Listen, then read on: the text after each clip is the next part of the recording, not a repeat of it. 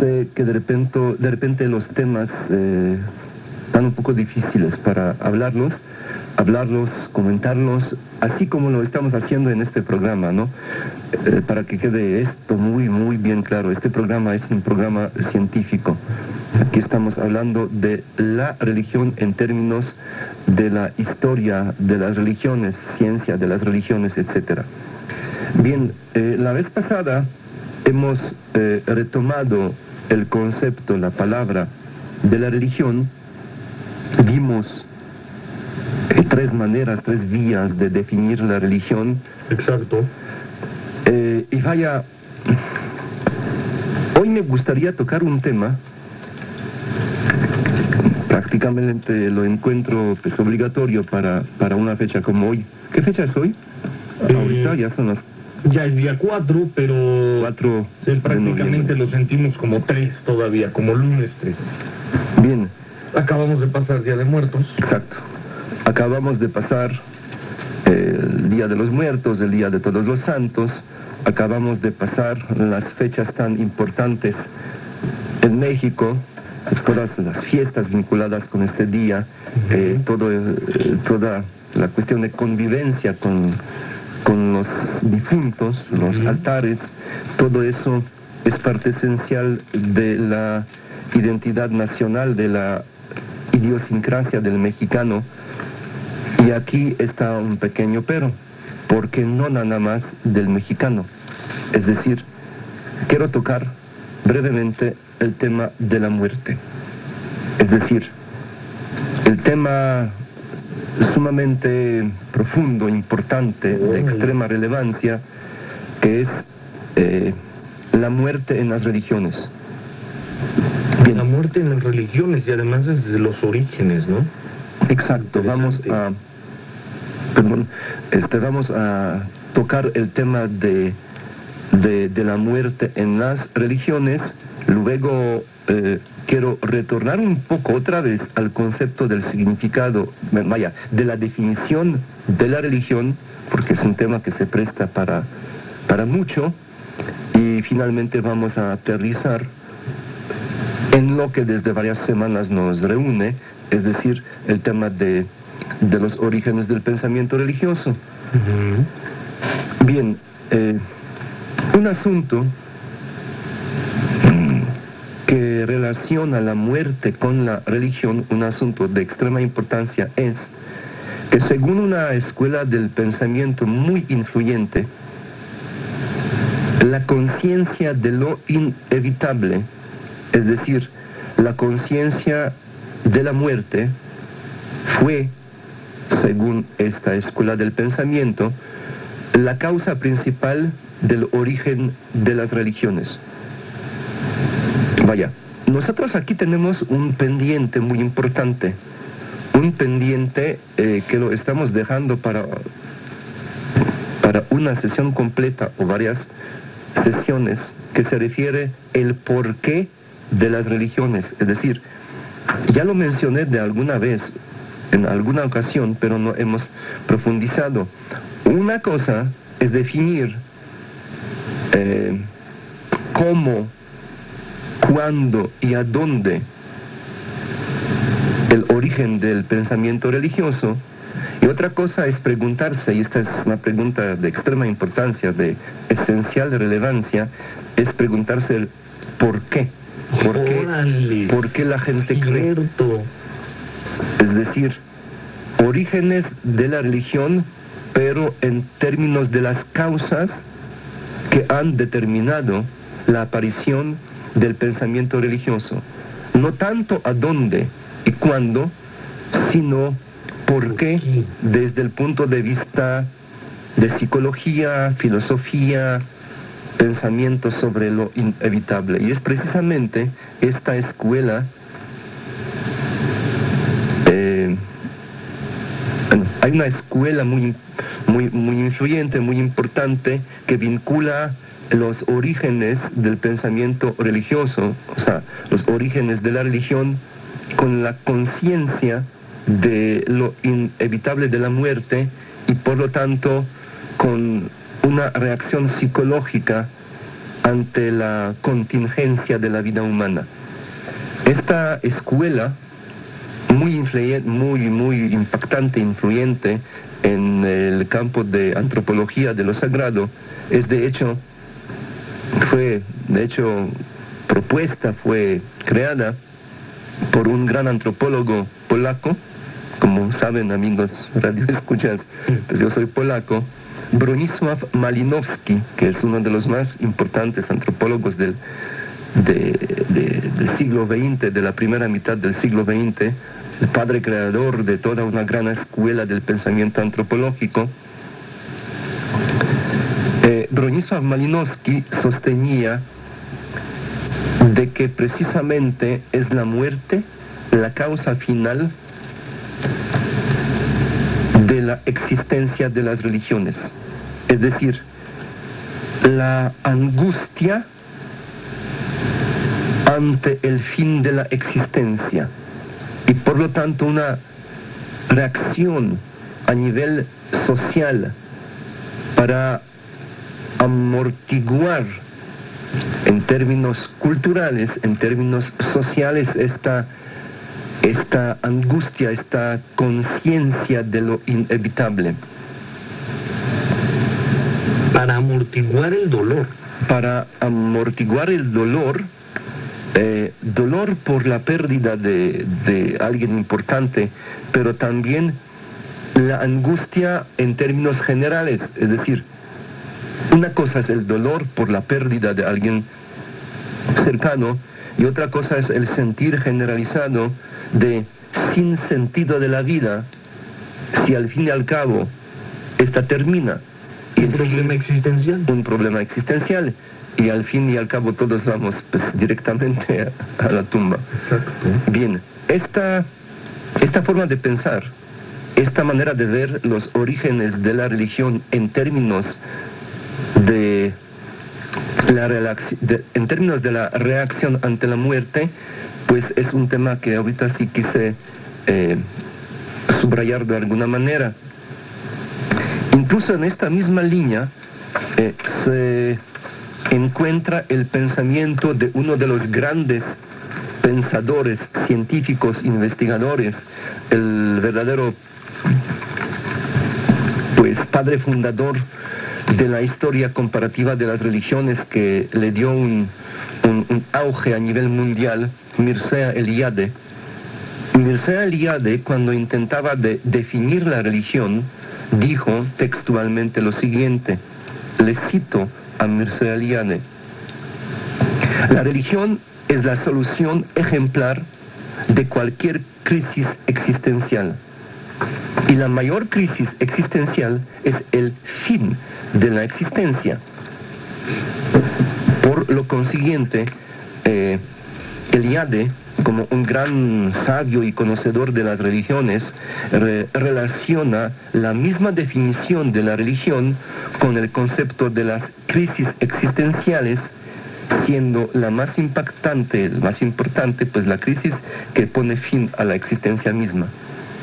Bien, entonces nos queda bien claro de que es la conciencia de la muerte, la angustia de lo inevitable, una de las causas muy importantes de los orígenes de la religión. El tema del por qué aquí nos acaba, es decir, yo en este momento toqué nada más la cuestión de la muerte en tanto que elemento de los orígenes por aquello de la fecha que acaba de pasar. Claro, desde luego. Quiero profundizar, ahora quiero ir más a fondo a la cuestión de la muerte, más bien las muertes en las religiones. Bien, donde aparecen estos, o a lo mejor no es así, pero supongo que es donde aparecen los rituales fúnebres. Exacto. Bien. Antes que nada, y eso es obvio, pero no siempre el obvio es tan claro, fluye la necesidad de definir qué es la muerte. No está tan clara la cuestión. Es decir, una cosa es la definición científica objetiva de la muerte Es decir, todo lo que se refiere a la muerte biológica y a la muerte clínica, como bien saben ustedes, pues, quienes me escuchan, la muerte clínica, la irreversible, del cual ya no hay vuelta atrás, es aquella que se produce cuando cesen todas las funciones del cerebro. Y por lo tanto, el diagrama de electroencefalograma queda como una línea continua, sin fluctuaciones. Es cuando el cerebro deja de funcionar. Este es el momento exacto de la muerte, no la muerte aquella que se relaciona con el fin de la acción del corazón. Es reversible. De hecho, no se puede, y es una situación vista miles, millones de veces, que una persona declarada muerta revive. Es que no se murió, simplemente cesó la acción del corazón, cesó la acción de pulmones, es decir, de respirar, pero el cerebro todavía no se ha muerto. Hay un lapsus de un poco menos de 3 minutos que el cerebro funciona, es decir, persona vive, aunque el corazón no trabaja y aunque la persona no respira. Este es el lapso del tiempo cuando la muerte es reversible. Es posible el regreso por una simple razón de que el individuo no ha muerto. Cuando se da el momento de la muerte clínica, es decir, la muerte cerebral, ya no hay vuelta de hoja, punto. Todos estos discursos, todos estos libros de la vida después de la muerte, en el sentido de que alguien se murió, y eso estaba plasmado en el electroencefalograma, y luego regresó, es puro cuento. No hay, son manipulaciones, son mentiras. No es nada más la cuestión de la muerte de los humanos, simplemente los mecanismos de la muerte son muy bien conocidos en el momento cuando se da el proceso de la muerte cerebral. En la bioquímica del cerebro empiezan inmediatamente los procesos de descomposición, de putrefacción de la masa gris. Se rompen las relaciones entre las neuronas, es decir, desaparecen las sinapsis entre las neuronas. Cada una neurona puede tener allá por 10.000 sinapsis, o sea, conexiones con otras neuronas, de tal manera que después de esta muerte cerebral ya no hay vuelta de hoja. O sea, no y punto. Ahora, este es el concepto de la muerte, esta es la definición de la muerte en la medicina occidental. De hecho, en una comisión, en un hospital, si hay una persona que está conectada a un montón de máquinas, o sea, sería bueno que escuchara al doctor que siempre nos está invitando a sus eventos de medicina. Él sabe más de eso que yo, pero en un hospital, en esta parte a donde están los enfermos finales, la declaración médica de la defunción no es la cuestión de una persona, sino de un grupo de 5. 5 médicos tienen que firmar la acta de la muerte, es decir, 5 médicos tienen que estar de acuerdo para que al cuerpo se desconecten todas estas máquinas que estaban manteniendo de manera artificial las funciones vitales del organismo. De tal manera que la decisión médica, la decisión irreversible, este señor ya está muerto, es una decisión común de un grupo de 5 médicos. Bien, este es el concepto científico médico de la muerte. Ahora, en mayoría de las religiones, en mayoría de los pensamientos precientíficos, en mayoría de las cosmovisiones antiguas, Esto que acaba de comentar, o sea, el concepto, la definición médica occidental, científica de la muerte, no tiene nada que ver con lo que era la muerte para estas culturas, para estas cosmovisiones. Es decir, tan solo el caso del México prehispánico es bastante ilustrativo. La muerte, bueno, quiero que quede bien claro un asunto que en un momento dado lo vamos a profundizar más a fondo. No se puede hablar de un solo México prehispánico, había muchos.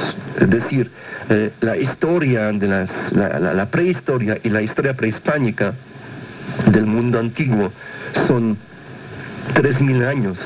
Mesoamérica prehispánica es un crisol de pueblos, de culturas, de idiomas, de las religiones, es decir, desde orígenes de la cultura olmeca hasta la llegada de los españoles, hay un lapso de tiempo bastante grande, concretamente pues como 2.500 años, es decir, cuando uno dice México prehispánico hay que tener bien claro en qué momento, en qué periodo, en el preclásico, en el clásico tardío, en el preclásico inferior, además en el altiplano central, o en el altiplano, o en el Golfo de México, o en el mundo maya. Pero en términos así muy generales, se puede decir que el concepto de la muerte en el México prehispánico, en el mundo mesoamericano antiguo, pues estaba bastante distinto, bastante diferente en comparación con el concepto que manejamos hoy. ¿En qué radica la diferencia? La muerte de ninguna manera era el fin de la existencia. La muerte era tan solo un momento de transición, un momento de paso de un tipo de la existencia al otro tipo de la existencia. Nuestro concepto de la muerte es un fin definitivo, en términos científicos, el fin definitivo de la existencia del individuo. El concepto en el México prehispánico no es ningún fin de ninguna existencia, es simple y sencillamente la transición a otra realidad, a otro tipo de la existencia. Por lo tanto, lo que sigue después de la muerte no es la no existencia, sino la otra existencia. La muerte no es el fin. De hecho, la palabra, si la aplicamos la palabra, de hecho la palabra está mal. Lo que se pensaba en el México prehispánico en relación con el acto de defusión, a ver, corrígeme. Sí, defunción. Defunción, o sea, el acto de morir. Lo que se pensaba en el México prehispánico no es el concepto de la muerte. No existía. Habría que acuñar, crear otra palabra. O sea, usamos la palabra muerte, entre comillas, y todo antropólogo, todo arqueólogo lo tiene bien claro, de que aquel concepto del antiguo mexicano prehispánico poco tenía que ver. Se trataba, entre ellos, de un simple momento de transición. Por eso no utilizaban ni siquiera el término muerte como lo concebimos hoy. Utilizarían alguna otra palabra, tal vez que no decía lo que nosotros decimos hoy. Luego, bueno, efectivamente, este es el caso del México prehispánico, pero vaya, los casos de las diferencias entre el concepto científico de la muerte y las ideas en torno a la muerte en distintas culturas y religiones van mucho más allá. Es sumamente interesante el caso de las llamadas religiones de autoaniquilación, que es el caso del budismo y del hinduismo.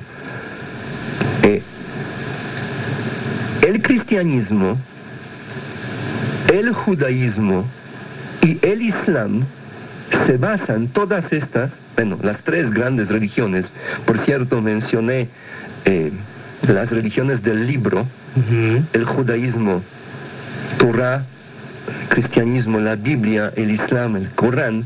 Las religiones del libro giran en torno al concepto de la salvación. Es decir, habrá un juicio final y durante este juicio final el Todopoderoso va a juzgar.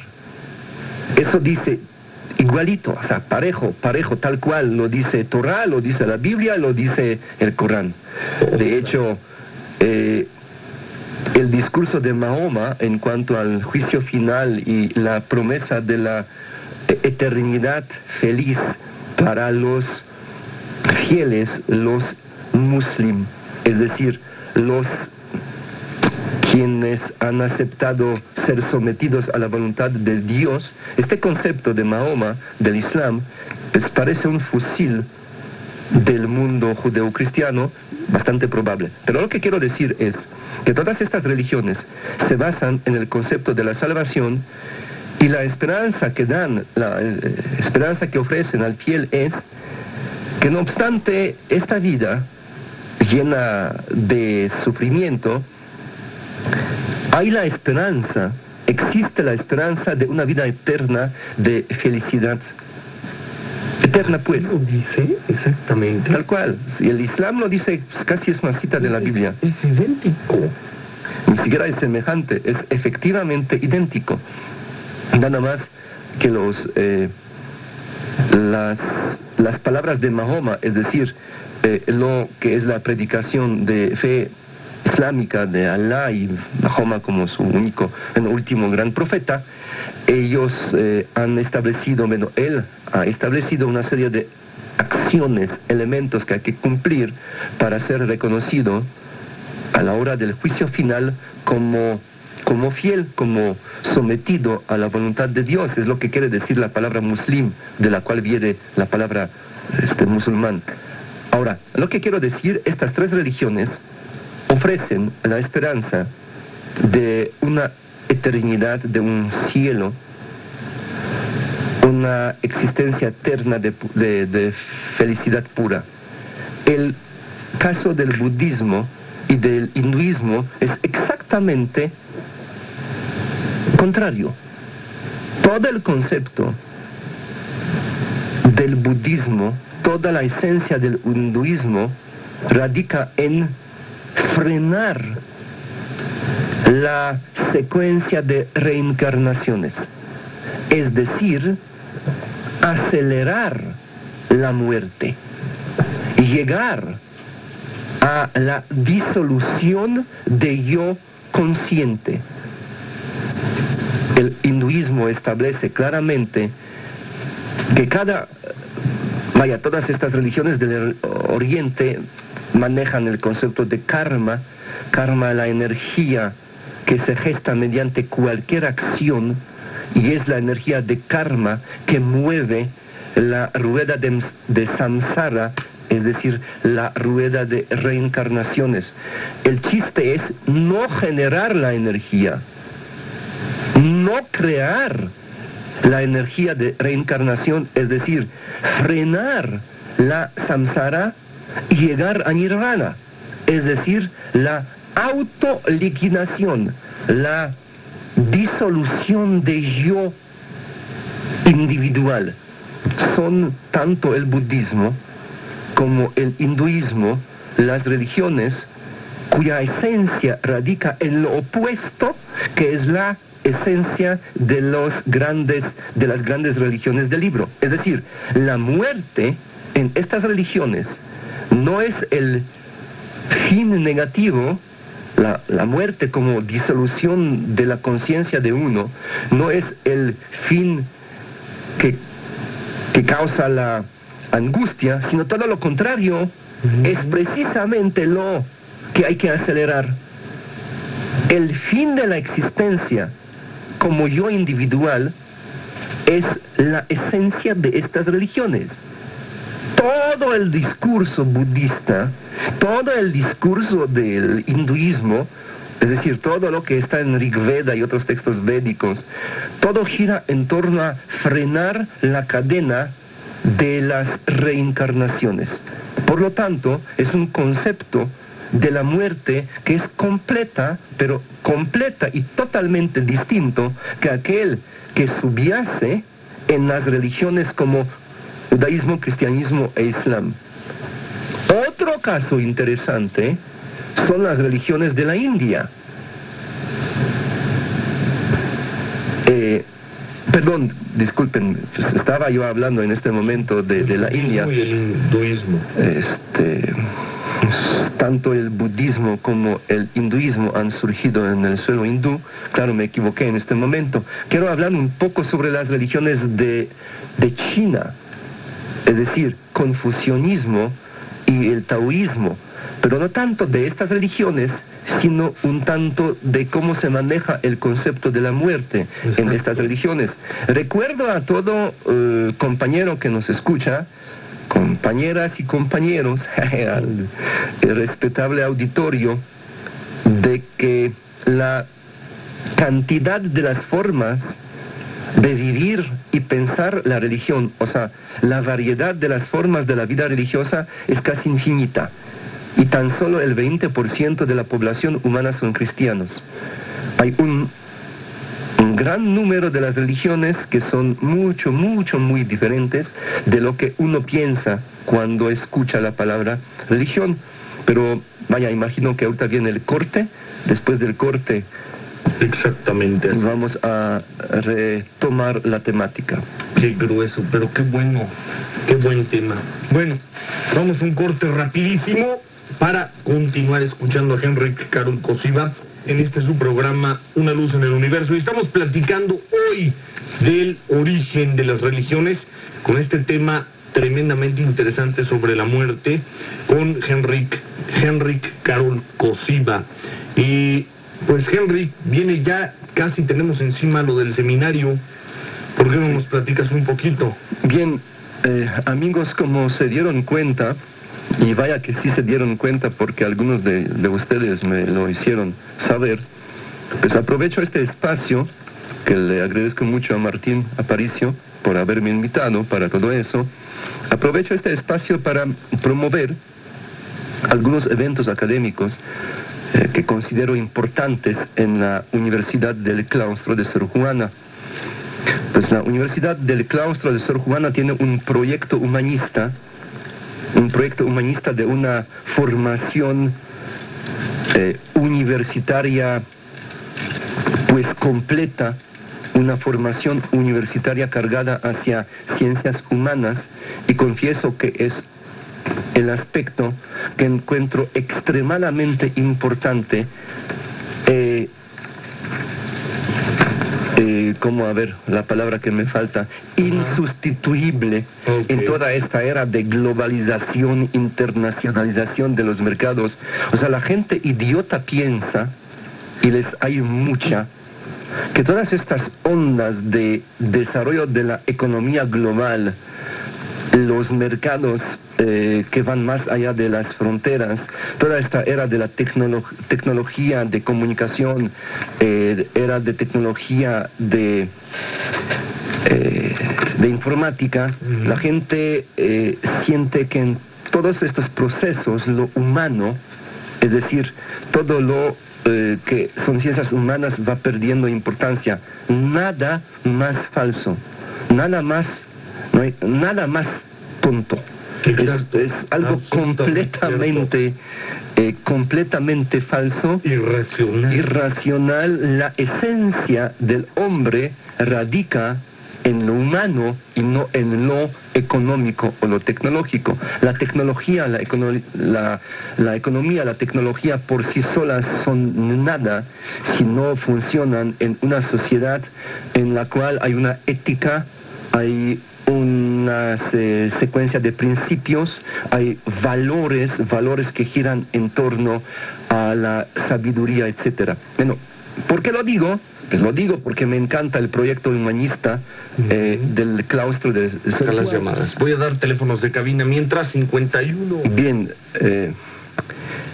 pues confieso que no me gustaría, porque es un tema que, igual como la pregunta de Rico, es un tema enorme. Pues sí, vaya, a lo mejor no tan enorme como el porqué de las religiones, pero por lo menos pues unos, no sé, 10, 15 minutos, en términos generales, así en resumen. Sí, en resumen, general. Ándale. Ya luego lo tocamos bien. Sí, en términos generales, en resumen, el caso específico de las religiones de China es que de la muerte han hecho caso omiso. Les importa un carajo. El confucianismo, que fue la religión oficial del gobierno chino hasta el año 1912, no tiene prácticamente ningún discurso establecido sobre la suerte después de la muerte.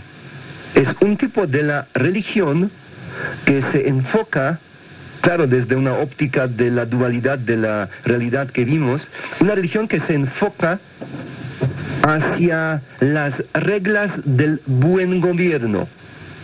Y no hay ningún discurso firme, así fijo del confucianismo sobre la vida post-mortem. El confucianismo simple y sencillamente hace caso omiso. Bien. ¿Sigo? Y el caso otro interesante es del taoísmo. El taoísmo, que es otra gran religión de China antigua, simple y sencillamente intenta de superar la muerte, y toda la filosofía del taoísmo gira en torno a cómo lograr la inmortalidad del cuerpo. Es decir, el taoísmo ha creado varias vías de cómo lograr que el cuerpo sea inmortal. El cuerpo, no el alma. La inmortalidad del cuerpo, por lo tanto la negación de la muerte. Si uno no lo logra, pues ya se fregó. Y tampoco hay grandes discursos en el taoísmo sobre la muerte. Simplemente es el fracaso, lo que se busca es la inmortalidad del cuerpo. Y toda la filosofía, cómo lograrlo, es profundamente extensa y profundamente amplia. Hay varias vías que el taoísmo ha propuesto para lograr la inmortalidad del cuerpo. Lo que le interesa al taoísmo es lograr que el cuerpo sea inmortal. Y lo de la muerte, bueno, pues ni modo, si uno no lo logra, pues ahí te friegas. Y son varias técnicas, y una de las es cierto manejo de la cuestión sexual, cosa que ahorita no toco porque, como dije... No, es muy grande. Pero bueno, además es que tenemos ahora sí ya... Yo soy su amigo y servidor Martín Aparicio, y ya nos encontramos en su programa Una Luz en el Universo. El día de hoy, ya sabe usted que pues vamos a este programa sobre el origen de las religiones con Henrik Carol Kosiba. Antes del origen de las religiones, con temas tremendamente interesantes. Henrik Carol Kosiba, ¿cómo estás, Henrik? Bien, bien, Martín, ¿cómo estás tú? Pues, ¿cómo estás tú? ¿Cómo están los demás amigos? Bueno, los amigos radio escuchas. Perfecto, muy bien. Como dice el doctor, el auditorio. El auditorio, exactamente. Oye, Henrik, pues aquí con este extraordinario tema, un saludo para toda la gente que nos acompañó allá el sábado en el seminario. Interesantísimo, muy, muy interesante. Y pues adelante, vamos con ello. O sea, con el tema de... El tema de hoy. De hoy. Muy bien, amigos, como se acuerdan, hace una semana no estuve, no pude precisamente por una serie de actividades en la Universidad del Claustro de Sor Juana, a donde hemos tenido una serie de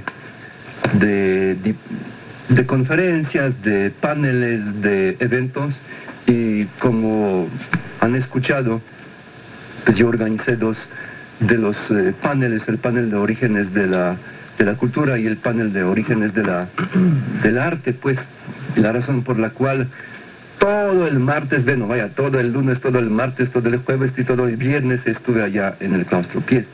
Pues bien, hace 2 semanas hemos tocado el tema de la muerte. Hemos entrado a una cuestión que se considera de suma importancia para comprender el porqué de las religiones, es decir, el tema no tanto el cuándo y a dónde, sino las razones por las cuales el hombre cree. Porque hay una pregunta que está como la papa caliente, una pregunta que es una pelota en el aire. La pregunta que ya me han hecho algunos compañeros que escuchan este programa y que luego pues, han participado en algunos eventos que estábamos aquí promocionando. La pregunta es, ¿por qué el hombre cree? Es decir, el hombre es religioso por naturaleza, el hombre, el Homo sapiens, es Homo religiosus. Es decir, hay una razón que nos hace ser creyentes, una razón innata, una razón que está implícita, inmersa en la condición humana. Esta pregunta es una pregunta esencial y hemos entrado ya a contestarla cuando la vez pasada, hace 2 semanas, vimos el tema de la muerte y cómo ante la muerte reaccionan diferentes religiones. Tengo malas noticias para las personas que tienen la esperanza de que se profundice en esta temática hoy. Yo les confieso, amigos auditorio, amigos auditorio, no me gusta la palabra, amigos que están de otro lado, pues. Exacto. Los que están en su casa escuchándome, a mí me gustaría retomar el tema de los orígenes. Confieso que me gusta el orden, confieso que me gusta la secuencia, confieso que me gusta la exposición que está más o menos estructurada, me gusta la estructura, me gusta el orden. Confieso que a mí también, y que eso se me hace extraordinario. Por lo consiguiente, propongo que hoy retomemos el tema de los orígenes de la religión y que veamos en términos globales, muy generales, qué es lo que pasa después del Paleolítico. Es decir, hemos visto ya que los orígenes más antiguos se remontan en una fase muy temprana de la prehistoria, Paleolítico Medio. Hemos visto que las primeras evidencias del pensamiento religioso pues se fechan allá por 90.000 años antes del presente, que estamos hablando de las primeras más antiguas tumbas humanas quiere decir Homo sapiens sapiens, tumbas con ofrendas intencionalmente depositadas en algunos sitios en Israel como Skul y Kafsech. Hemos visto también de que estas evidencias más antiguas son sumamente esporádicas, o sea, es algo que en aquellos tiempos no tiene paralelo en ninguna otra parte del mundo, es decir, son evidencias bastante aisladas. También hemos visto de que se puede hablar de una religión ya estructurada, conformada, a partir del periodo que sigue mucho tiempo después, periodo del Paleolítico Superior, concretamente de una fase del Paleolítico Superior que inicia allá por 30.000 años antes de nuestra era. Allá 30.000 años antes de nuestra era tenemos una auténtica explosión del arte paleolítico. Este arte nos habla del pensamiento religioso más antiguo. Hago notar que aunque las evidencias más antiguas, tanto del arte portátil, el arte de las figurillas, las diosas madres y cosas por el estilo, y aunque las evidencias más antiguas de la pintura rupestre se fechan allá por 27.000 años antes de nuestra era, es el caso de Chauvet, recuerdo que el momento de una fase de apogeo, el momento cuando se da la mayor creatividad artística de aquel arte que nos habla de la religión, se ubica en un lapso de tiempo que va de 17 a 10.000 años antes de nuestra era. De esta época, de esta fase del Paleolítico que se le conoce como magdaleniense, el periodo magdaleniense, que es la última fase del Paleolítico Superior, de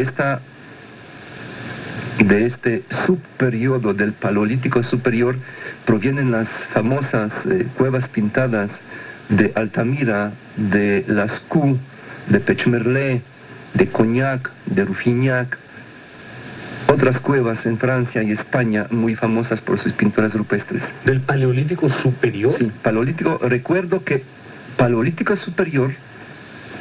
31.000. Desde 45 a 10, desde 45.000 años a 10.000 años antes de nuestra era, es lo que es el Paleolítico superior.